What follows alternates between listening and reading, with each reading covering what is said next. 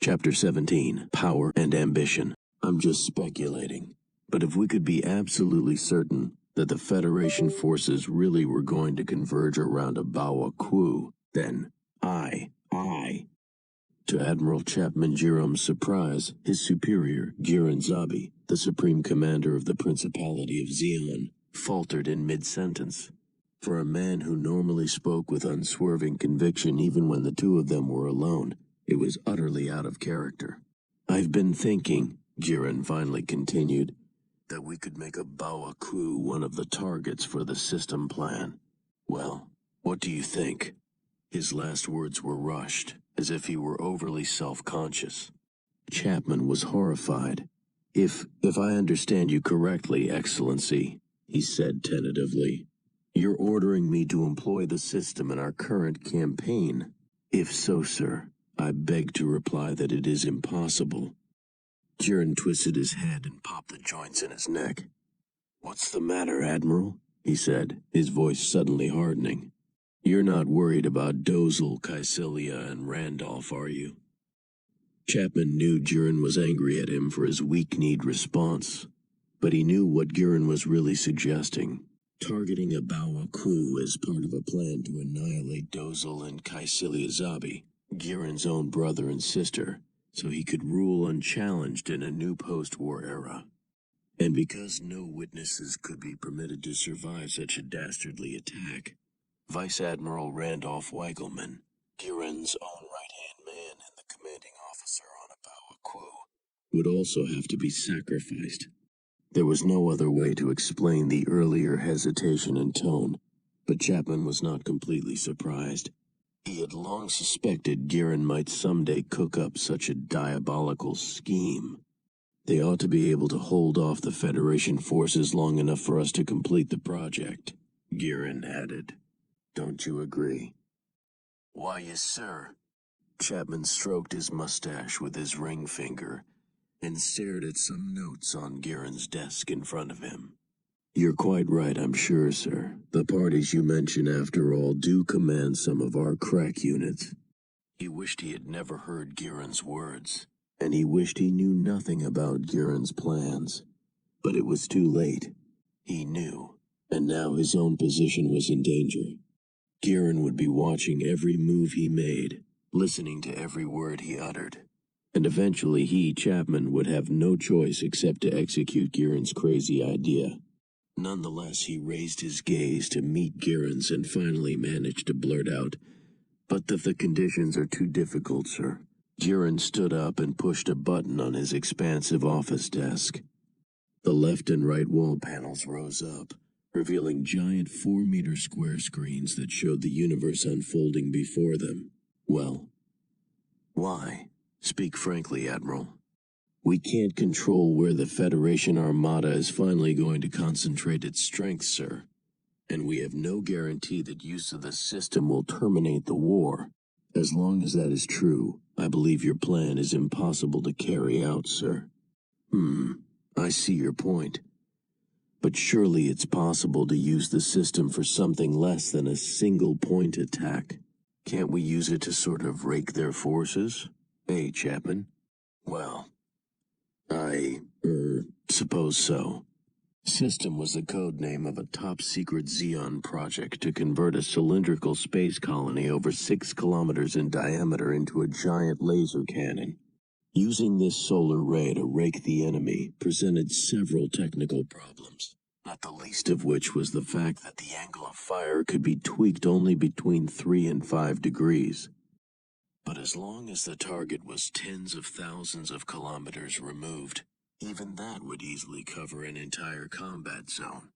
It would not even be necessary to wait for all the Federation ships to converge at one point.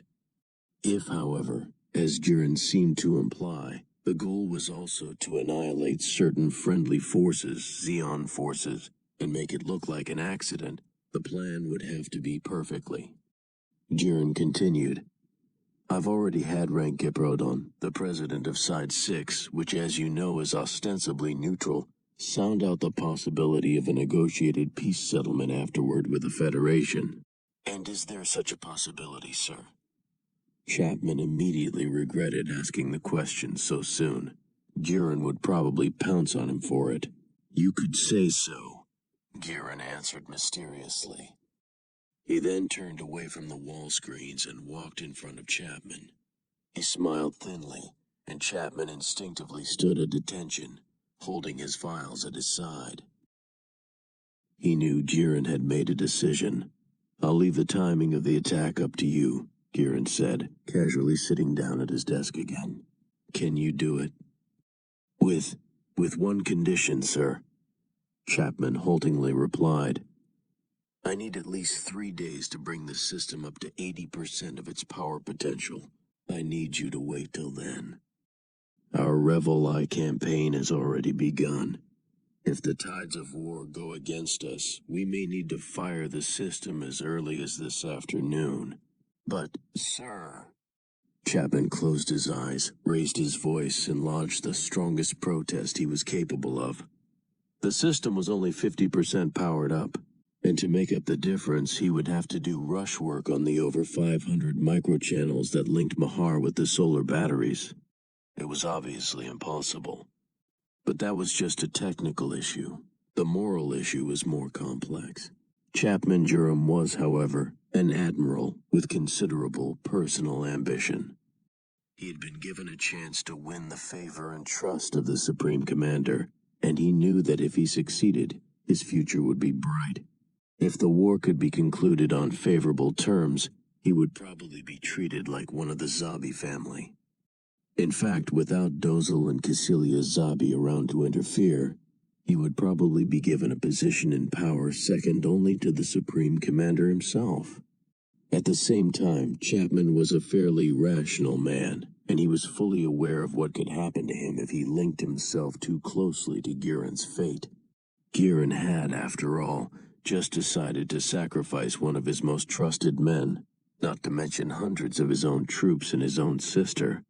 But if he worked fast to help him eradicate potential future problems such as Dozel and Caesilia, he was convinced he could avoid Randolph's impending fate. Going along with Giran, he quickly concluded, was a gamble, but it would be worth it. The only obstacle left, he suddenly thought, will be Giran's father, Degwin, and he's just a puppet. In the end, his naive optimism in his own future and his limited understanding of the political scheming in Zeon won out. "I know this plan entails an element of risk, Admiral," Giran said. "That's why I wanted to consult with you first. I don't have a hotline to General Revel on the Federation side and can't call him up and tell him to slow down. But I think I can spare some ships now dedicated to the defense of the fatherland, and thus gain you another 48 hours. Thank you, sir," Chapman gushed. "With 2 days, I'm sure we can bring the system power output up to the 80% we need. If you can just hold the targets in place, it'll work." 2 reasons Zeon did not use the type of cylinder common elsewhere in space. The type with 3 or more giant mirrors to reflect natural light inside, and instead used sealed cylinders. First, the centrifugal force generated by colony rotation simulated Earth gravity on the enormous inside walls of the cylinder and made it possible to use them for living space. A closed cylinder with no transparent glass sections to let in light meant that the entire wall space could be used as ground, and that the colonies could house far more people.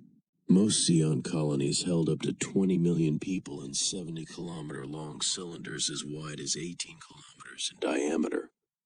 Second, it was believed that even the old models of sealed cylinder colonies gave residents superior protection from harmful radiation during solar storms. Enough time had passed so that the 3rd generation of colony residents was now emerging, and they appeared healthy, but there was still no guarantee that people in space would be safe forever. The sealed cylinders of Side 3, or what became the Principality of Zeon, had been built as a type of experiment. Instead of natural sunlight, a configuration of pipe-like structures resembling old-fashioned fluorescent lights ran through the core of the Zeon colony cylinders and served as an artificial sun. providing a regulated 24-hour cycle of day and night. As in Federation colonies, in the Principality of Zeon, adjustments were made in the length of the day to replicate Earth-style seasons and form a human mean time among the various cylinders.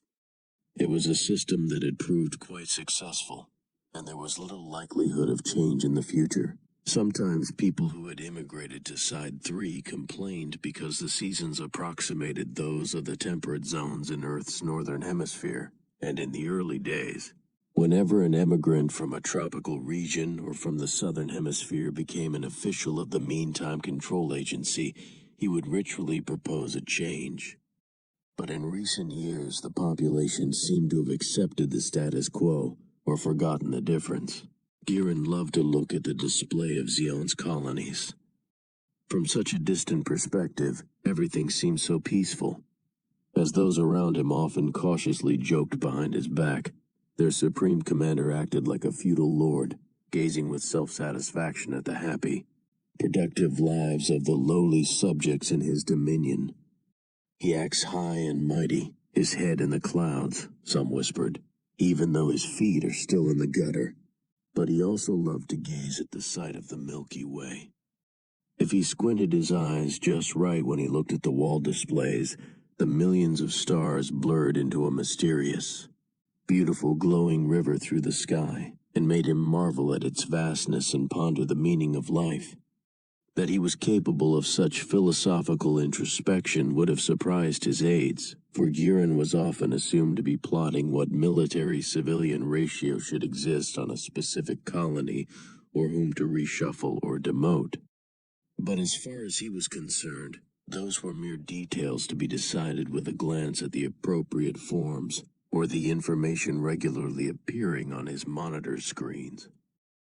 He didn't need to gaze at the universe to make such mundane decisions. The gazing was done for the sake of gazing. Any thoughts generated by it were far more vast in scope.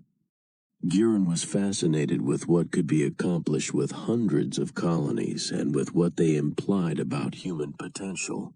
If, as people said, the universe was infinite in size, men should act more boldly and assert themselves on a far grander scale than they had on Earth. There's no physical population problem out here, Giran muttered to himself, looking out at the universe. 10 or 20 billion people are no threat to the natural order of things. But we can do without the baser element. They only hold the rest of us back. They're worse than scum. Then he suddenly started to worry about Mahar.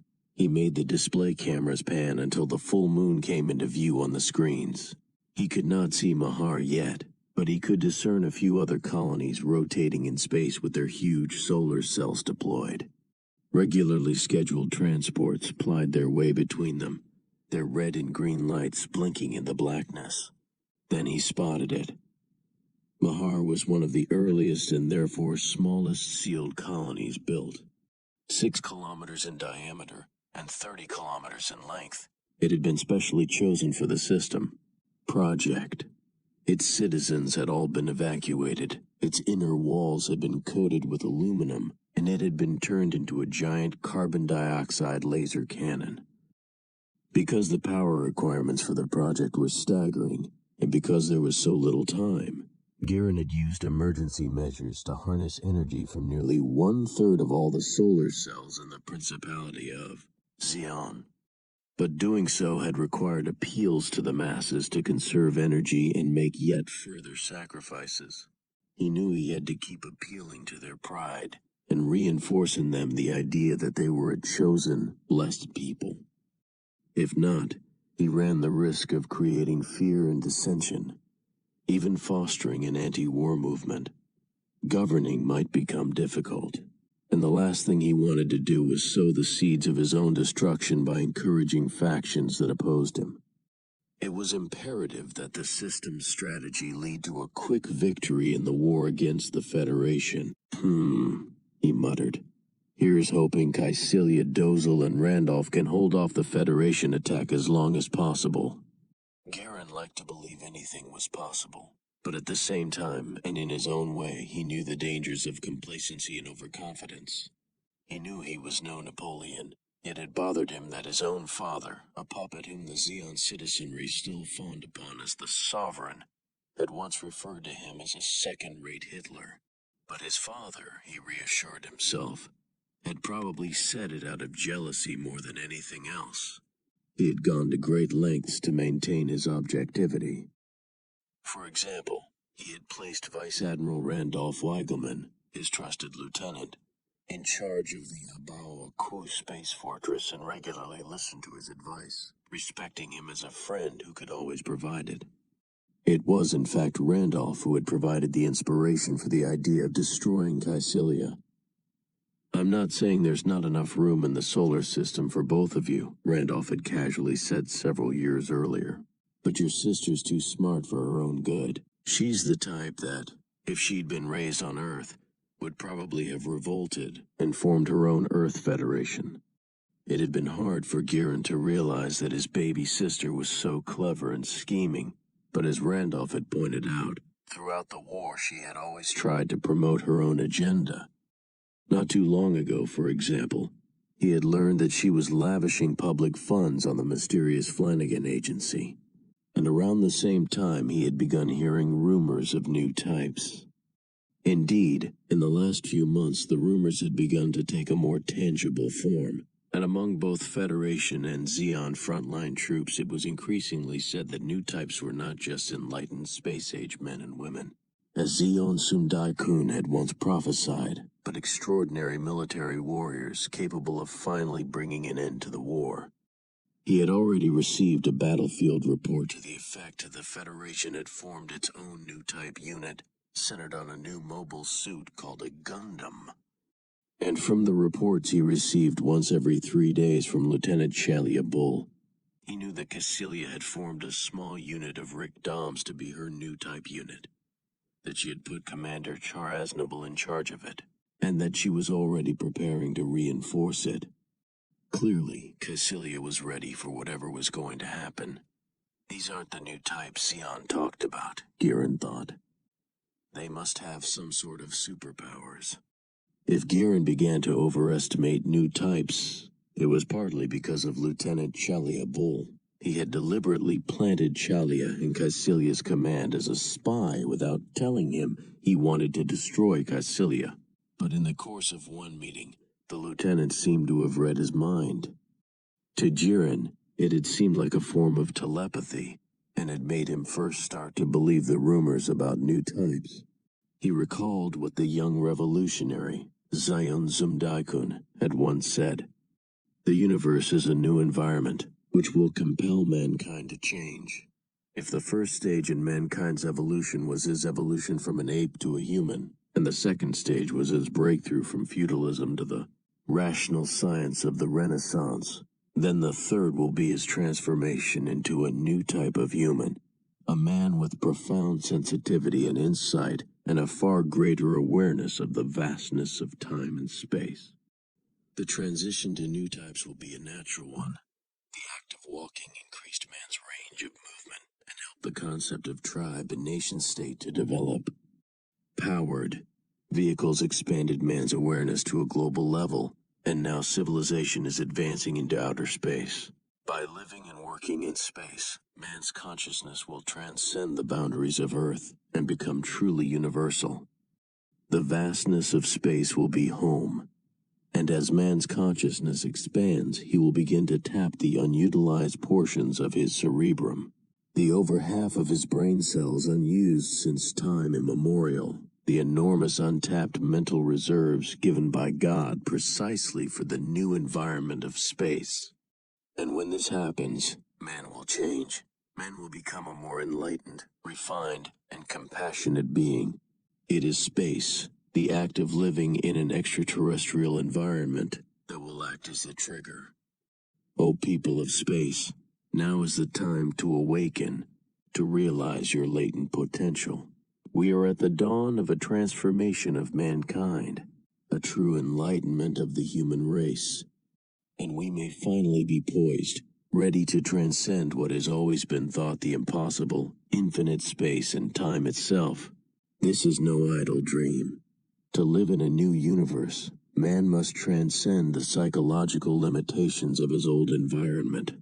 The memory of Zeon Daikon's speech was etched into Giran Zabi's brain. His father, Degwin Zabi, had financially backed the young revolutionary's activities. And when a true political movement had coalesced around Zeon Daikun, culminating in the formation of a political party, Giran had been influenced by his father and had thrown himself into the movement. But after several years of working with Zeon Daikun, both he and his father had eventually reached the same conclusion. The man's true talents were limited to those of a political agitator. By the time the Zeon movement had begun advocating the autonomy of space colonies in the Earth Federation, Degwin Zabi and Jiren had secretly usurped most of its true power. But Zeonzum Daikun remained a star. He was handsome, impassioned, and the type of man whom young women fell in love with immediately. His charisma was essential to turn the movement into a true political force. As public opinion began to coalesce and advocate the right of sides to exist as independent states and the sacredness of Earth as mankind's original home, Degwin and Giran emerged as leaders of the Zeon faction. As Zeonzum Daikun had often said, it is the height of arrogance for those who remain on Earth to look up at the heavens and believe they can continue to rule over all its inhabitants. It is true that we, the space colonists, were largely shipped from Earth against our will as a population control measure. But now, we are developing a new identity and awareness. We are a new people. We live, eat, and sleep among the stars. We live in infinite space, and we will have access to infinite energy until the sun burns out 50 billion years from now. Our consciousness will expand, and infinite space will be our true home. God has given us the stars to live among. We are the people of the universe. We have struggled to survive in a harsh environment, and new generations of colonists testify to our success. Now, when we gaze back at Earth, we see a sacred blue and green orb, the cradle of civilization, and a sacred home which we must eternally preserve and protect.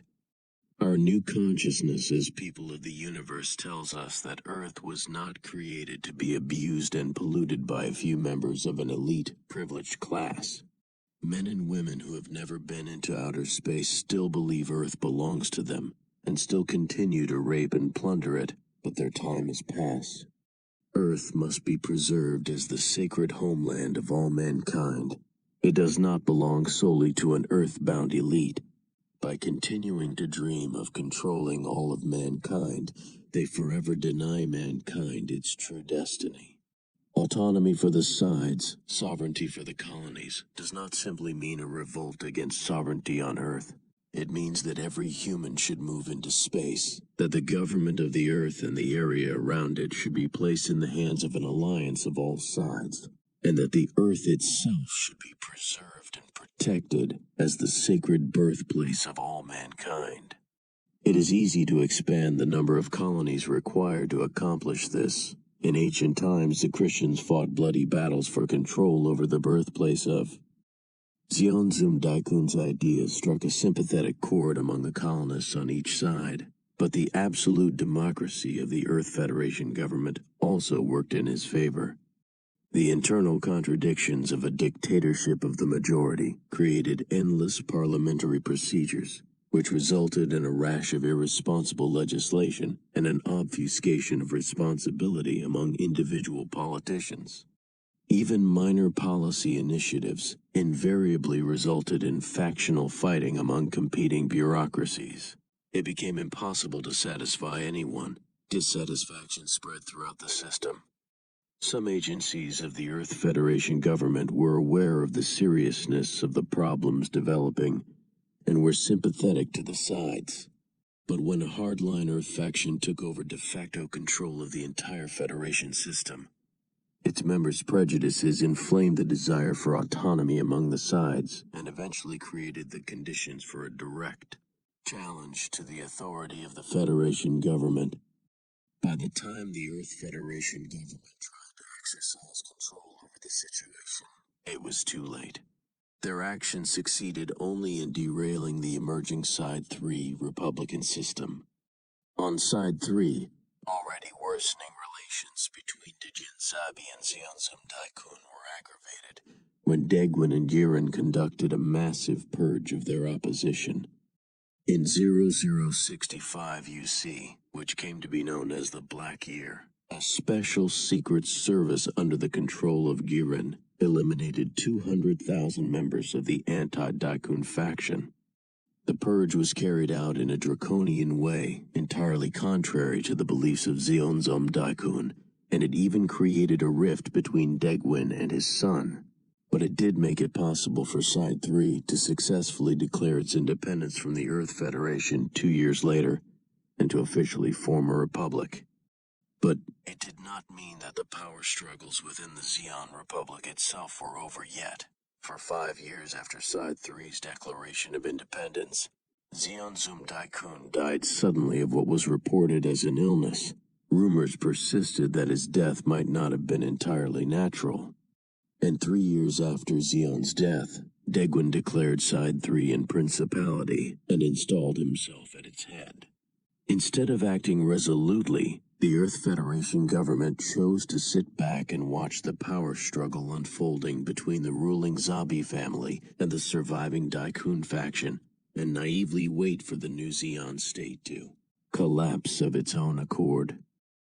But that approach backfired, for it gave the Zabi family time to consolidate its grip on Side 3 and turn what had been a republic into a powerful dictatorship. Why did Side 3 turn into such a different system from what its founder, Zeonzum Daikun, had envisioned? Top officials in the Earth Federation government were aghast and perplexed. But it was really the result of Jiren Zabi and his skillful use of the Secret Service. Jiren had his own maniacal vision of how mankind should evolve in space, and to realize it he knew that simple autonomy for Side 3 would not be enough. He believed the Earth Federation government itself would have to be destroyed, despite the fact that doing so would require overcoming an enormous disadvantage in military and logistical strength. And to that end, he knew that he had to transform Side 3 into a military powerhouse, that he would need, not a vacillating democracy or republican government, but a totalitarian system. But since his originally stated goal was to fulfill the vision of Zeonzum Daikun, it was convenient to keep using Zeonzum Daikun's name. Thus the new state became the Principality of Zeon. Whether Degwin Zabi was aware of all his son's machinations at the time was unclear, but Jiren Zabi soon became Supreme Commander and managed to gain control of the Zeon military and the police, placing his brother, Dozel, and sister, Caecilia, in positions of power. In the few years since the founding of the Principality of Zeon, he had finally come within sight of achieving all his immediate ambitions. If there was anything he regretted, it was that his younger brother, Sasuro, had been assassinated in the early struggle with the Daikun faction. For Sasuro would have been ideally suited to work in government administration. Inevitably, Jiren began to contemplate mankind's longer-term future. He possessed a brilliant, highly analytical mind, and had an uncanny ability, even when grappling with a particularly knotty problem, to think beyond it toward a larger goal. And having a larger goal. 5 minutes after Admiral Chapman Jiram left his office, Jiren began a meeting with another 2 officials. But then over his intercom speaker, his secretary announced the arrival of Lieutenant Ramba Ral of the Secret Service. "Tell him I'll meet him next door," Jiren replied into his desk mic. He stood up, excused himself, loosened the collar of his uniform, and headed for the smaller reception room that he always used for more intimate discussions. Ramba Ral was standing, waiting for him by the door. As Jiren entered, he noted with satisfaction that his secretary Cecilia Irene had readied tea for both of them. "Good to see you again, Ramba. Have a seat." "Thank you, Excellency," Ramba replied, bowing slightly and sitting by the table. He seemed unusually nervous. "How about a shot?" Jiren suggested. "Don't mind if I do, sir," Ramba replied. As if on cue, Cecilia appeared with a little liquor cart, from which she produced a bottle of brandy and dispensed one shot into each teacup. Ramba immediately lifted his cup to his lips and began to sip, but he did it with enough grace that Girin was willing to overlook the violation of etiquette it represented. Girin was a finicky man who normally hated meetings that involved eating and drinking with his men. At banquets, there was always someone who rubbed him the wrong way with his boorish manners. That most of his guests were visibly nervous when eating with him bothered him even more.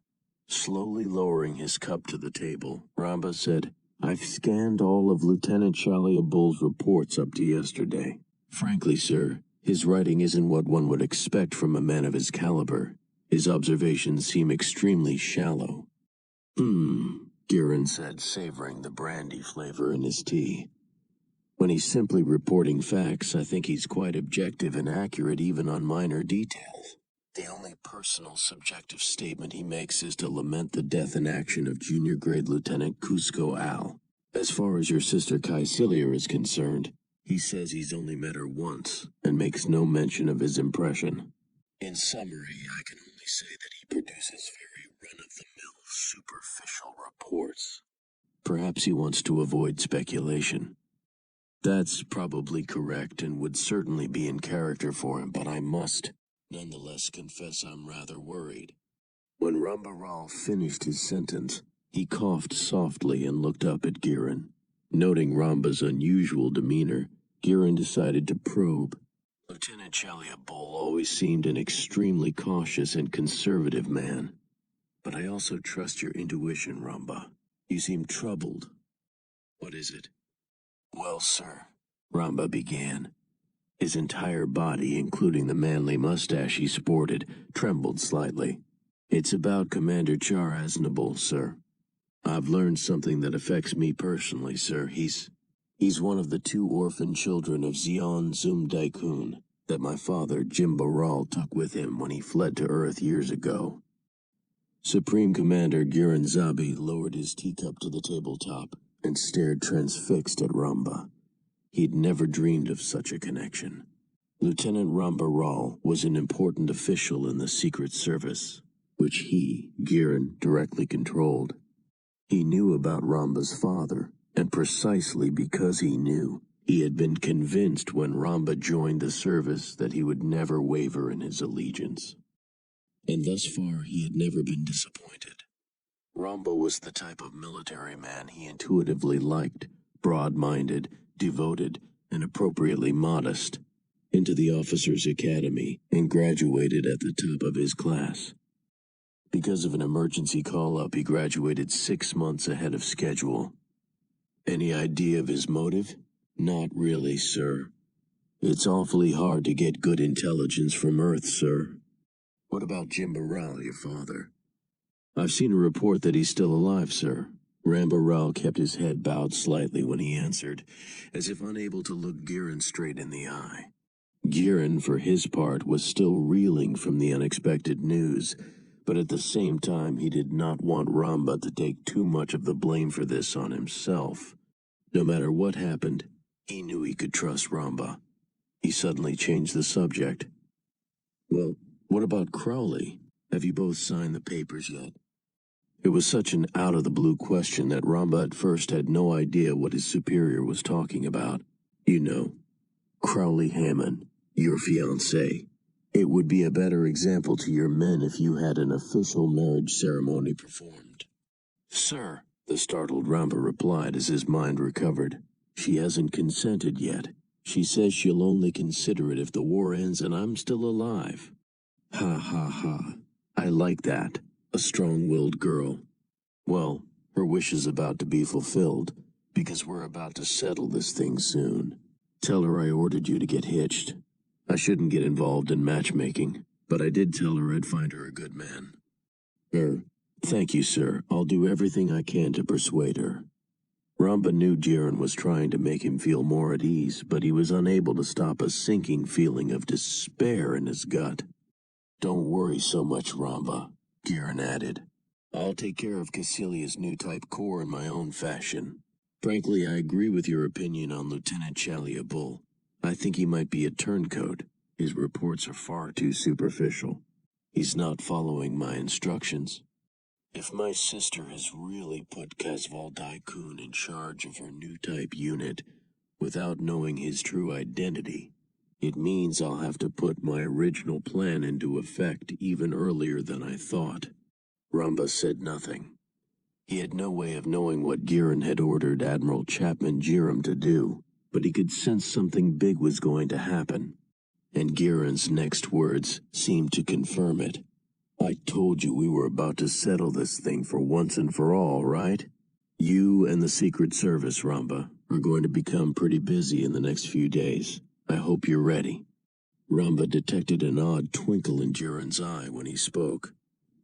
Don't worry about what happened with Casval Daikun, Jiran continued. I'm going to create a whole new post-war order. As Ramba watched, Giran drained the last drops from his teacup. Then, suddenly, he understood.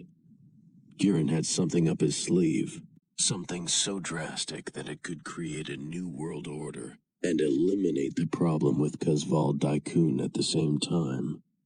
But he could not imagine what that something might be.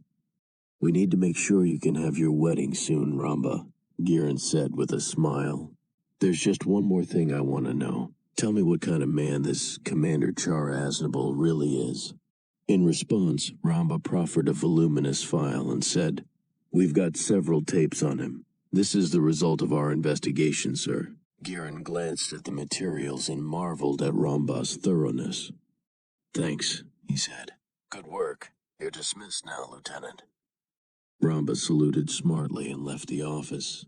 Giran pressed a special button in a little drawer underneath the table, and his secretary entered from the door to the left. Cecilia Irene was a buxom young woman dressed in a moss-green pantsuit outfit, the chic cut of which highlighted her long legs. Her long hair was brown, almost black, like her eyes. She had a heavy layer of lipstick on. I'm not very good at situations like this, Cecilia, Giran said. But, sir, Lieutenant Rambaral seems like a very forthright man, the kind who can be trusted. Giran nodded in agreement, and Cecilia smiled at him. Then she left the room. She was doing her job well. 2 years earlier, he had hired her specifically for her ability to size people up, and she hadn't disappointed him. But he wasn't about to let her observe him now. He flicked a switch on the intercom panel, deactivating the miniature observation camera built into it, and then pulled a video card from the file Lieutenant Ramba had left. It was a standard shirt pocket-sized card with around 3 hours of images recorded on it. He plugged it in a slot, and an image began moving on a wall monitor. The card appeared to be a copy of an amateur tape of Char Aznable, and the images were of poor resolution. First, Giran saw a young couple walking down a path on the campus of the Officers' Academy. The man, apparently Char, was blonde, wearing sunglasses and walking arm in arm with a girl laughing. The Gert seemed to notice the camera first. Then the man walked directly over toward it, waving his hand and saying, Hey, who gave you permission to film us? Then a voice, apparently the cameraman, came from off-camera. Heck, Lulush asked me to. The girl came closer, asking in an irritated tone, Why are you always so uptight, Char? But the young man continued to confront the camera, threatening, Stop it or else. At that point, the screen went blank for several seconds, and then a different image appeared of a party at the academy. This time, the video seemed to have been shot by a professional. After a panoramic view of the dance floor, the camera zoomed in on one couple, showing a close-up of a man wearing regular untinted glasses, his blonde forelocks shaking above their frames in time to the music. It was Char Aznable. He was an excellent dancer, and his partner was trying hard to keep up. To Giran's surprise, he suddenly noted a shadow-like scar on Char's forehead and wondered where it had come from. The dance sequence continued for several more minutes, and then switched to scenes from the graduation ceremony at the Officers' Academy. Giran saw himself presenting Garmazabi, his own younger half-brother, with a special dagger given to the cadet with top graduating honors. The camera then moved to the next officer in line after Garma, to Shar Aznable, and lingered briefly on him. It was then that he remembered. Garma had not really been the top in his class, but since he was a Zabi family member, the ceremony had been tailored so he would receive the dagger anyway. Giran thought. I should have given the dagger to Char after all. If I had, I would have gotten a better look at him, and I might have recognized him as the son of Zeon Zum Daikun just by his bearing. It's uncannily similar. After graduation, Char had performed spectacularly in battle, and Giran had received steady reports of his promotions. Garma, for his part, had also always recommended Char highly to him. It was just like Garma to have done so, Giran recalled. He'd always seemed a little guilty over having stolen the graduating dagger from Char. Such a baby, Giran thought, remembering the finely chiseled jaw of his half-sibling. The monitor next showed scenes of Shar Aznable as a lieutenant in the Principality of Zeon military, wearing his distinctive face mask. According to one story Giran had heard, the mask had been specially allowed because Shar's eyes had been damaged when the automatic protective filter on his helmet had failed in battle. But while looking closely at the image on the screen, Giran realized the true reason Shar had taken to wearing the mask. He had infiltrated Zeon and begun wearing it to get nearer to the Zabi family without being recognized as Kasval Daikun. It was the only plausible explanation for wearing something that covered half his face all the time. As an infant, Kasval had often played with both Giran and Kaisilia Zabi, and Jimbaral had surely reminded him of it many times as he grew up. It was entirely conceivable that Jimba had in fact specifically raised Kasval, the son of Zeon Zum Daikun, to infiltrate the Principality of Zeon one day and destroy the Zabi family, and thus avenge his father's death.